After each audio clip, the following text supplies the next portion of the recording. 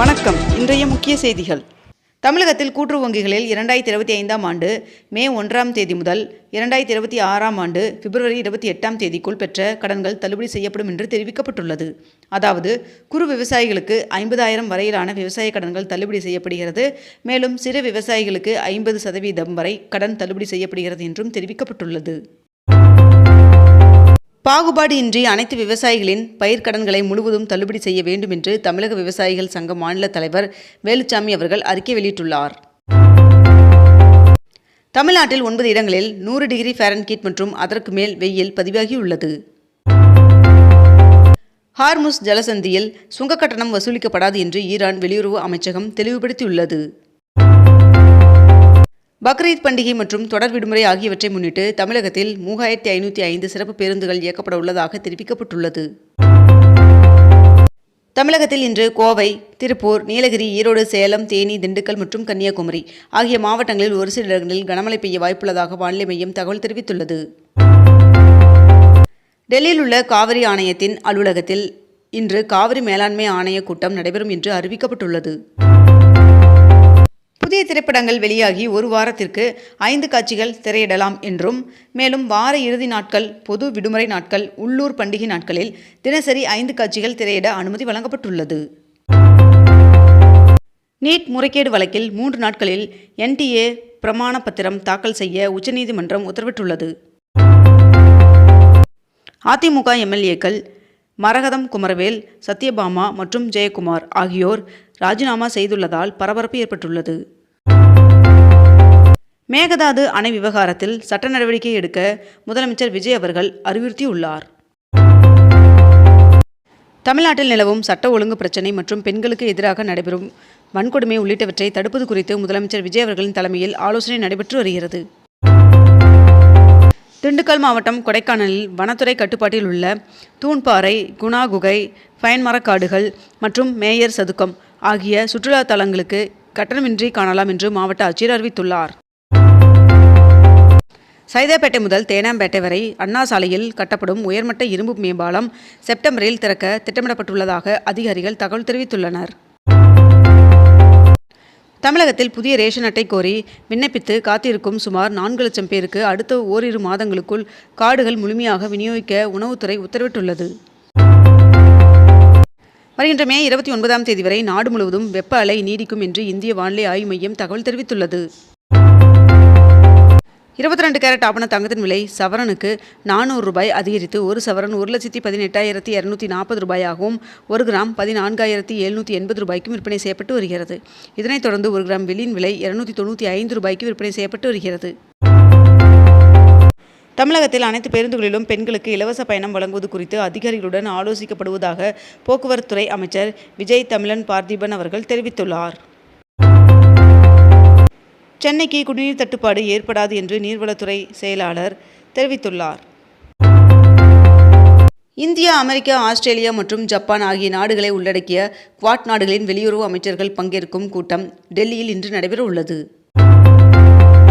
ரோஸ்கர் மேளா நிகழ்ச்சியில் 51,000க்கும் மேற்பட்டோருக்கு அரசு பணிக்கான நியமன ஆணையை பிரதமர் நரேந்திர மோடி அவர்கள் வழங்கினார்.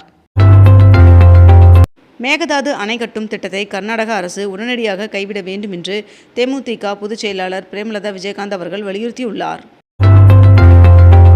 தமிழகத்தில் 8000 தனியார் மருத்துவமனைக்கு தற்காலிக அனுமதி வழங்கப்படும் என்ற அரசின் அறிவிப்பிற்கு நாம் தமிழர் கட்சி ஒருங்கிணைப்பாளர் சீமான் அவர்கள் கண்டனம் தெரிவித்துள்ளார். IAS, IPS உள்ளிட்ட பதவிக்கான முதல் நிலை தேர்வு நேற்று நடைபெற்றது. இந்தியா முழுவதும் சுமார் 7 லட்சம் பேர் இத்தேர்வில் பங்கேற்றனர். திருச்சியில் உள்ள முக்கிய கோவில்களில் அறநிலைத்துறை அமைச்சர் நேரில் சென்று ஆய்வு மேற்கொண்டார். ஈரான் போர் தொடங்கிய பிறகு முதன்முறையாக ஹார்முஸ் நீரிணையை கடந்து இந்தியாவை நோக்கி LNG கப்பல் வருகிறது. ராஜ்யசபா MP ராகவ் சத்தா அவர்கள் மனுக்கள் பரிசீலனை குழுவின் தலைவராக நியமிக்கப்பட்டுள்ளார். ரேஷன் கடைகளுக்கு வரும் பொதுமக்களிடம் ஊழியர்கள் கனிவாகவும் மரியாதையுடனும் நடந்து கொள்ள வேண்டும் என்று கூட்டுறவுத்துறை அமைச்சர் காந்திராஜ் அவர்கள் அறிவுறுத்தியுள்ளார். தமிழ்நாட்டில் உள்ள அனைத்து கோவில்களிலும் செயல்படும் பிரசாத கடைகளில் விற்பனை செய்யப்படும் பிரசாதங்கள் தயாரிப்பு தேதி மற்றும் காலாவதி தேதி குறிப்பிடப்பட்டிருக்க வேண்டும் என்று தெரிவிக்கப்பட்டுள்ளது. வருகின்ற மே 27ஆம் தேதி முதல் சிங்கப்பெண் சிறப்பு அதிரடி படையை முதலமைச்சர் விஜய் அவர்கள் தொடங்கி வைக்க உள்ளார் என்று தகவல் வெளியாகியுள்ளது. பழனி பெரியநாயகி அம்மன் சுவாமி கோவிலில் வைகாசி விசாக திருவிழா நேற்று காலை கொடியேற்றத்துடன் தொடங்கியது. விழாவின் முக்கிய நிகழ்வாக மே 30ஆம் தேதி மாலை தேரோட்டம் நடைபெறுகிறது. 2028ஆம் ஆண்டு ஒலிம்பிக்கில் தமிழக வீரர்கள் பதக்கம் வெல்ல அனைத்து உதவிகளும் வழங்கப்படும் என்று அமைச்சர் ஆதவ் அர்ஜுனா அவர்கள் தெரிவித்துள்ளார். மருத்துவமனைக்கு தடையில்லா மின்சாரம் வழங்க மின்வாரியம் உத்தரவு பிறப்பித்துள்ளது. தமிழ்நாட்டில் கடந்த 3 நாட்களில் மட்டும் 15,349 ரவுடிகளை அடையாளம் கண்டு விசாரணை செய்ததாக காவல்துறை டிஜிபி சந்தீப் ராய் அவர்கள் தெரிவித்துள்ளார். அமெரிக்க அதிபர் டொனால்ட் ட்ரம்ப் அவர்கள் பிரதமர் நரேந்திர மோடி அவர்களை விரைவில் வெள்ளை மாளிகைக்கு வருகை தருமாறு அழைப்பு விடுத்துள்ளார் என்று தகவல் வெளியாகியுள்ளது. தமிழகத்தில் பள்ளி கல்வித்துறை அதிகாரிகள் மற்றும் பணியாளர்கள் காலை 10 மணிக்கு முன்பே அலுவலகம் வர வேண்டும் என்று உத்தரவிடப்பட்டுள்ளது.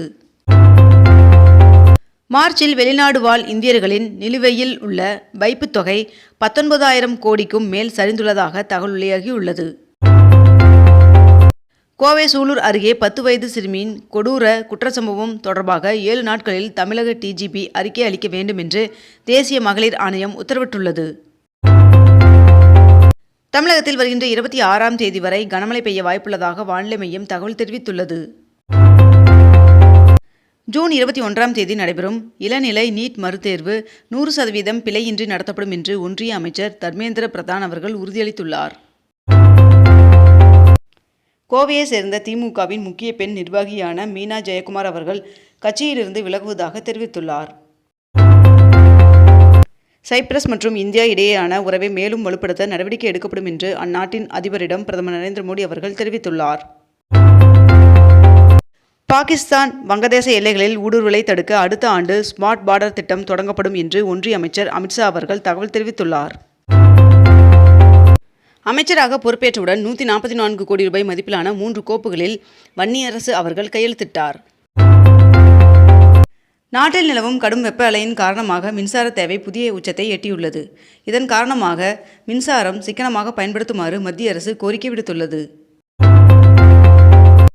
ஒன்றிய அமைச்சரவை கூட்டத்தில் கடந்த காலத்தை மறந்துவிட்டு எதிர்கால வளர்ச்சிக்காக பாடுபடுமாறு பிரதமர் நரேந்திர மோடி அவர்கள் அறிவுறுத்தியுள்ளார்.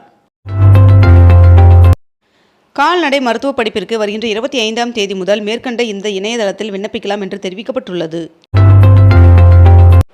இத்துடன் இன்றைய தலைப்புச் செய்திகள் நிறைவடைகின்றன.